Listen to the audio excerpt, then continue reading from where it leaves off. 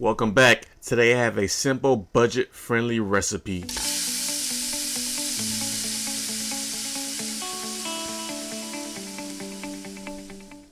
Alright, welcome back. Today I'm making some cranberry sauce. Very simple, very easy, very quick.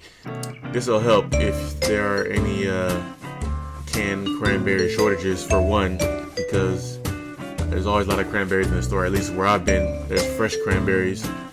For two, this tastes way better than the canned stuff, trust me. Once you make it like this, you will never go back.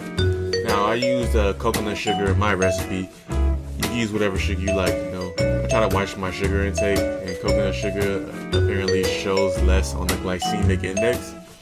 So, you can either use regular sugar or use, if you use the regular sugar, you use less of the regular sugar if you're trying to watch your sugar too. That's the beautiful thing about making your own things, is you can add or subtract ingredients that you want to do. So I cover my cranberries because they tend to pop, and you don't want to get that all over your kitchen, and especially you don't want to get that on your skin because it does kind of sting a little bit, you know.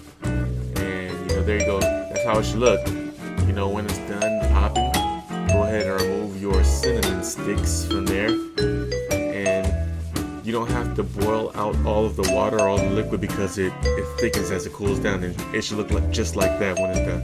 Cranberry sauce. Alright, don't forget to like and subscribe. Thank you for watching. Have a good one.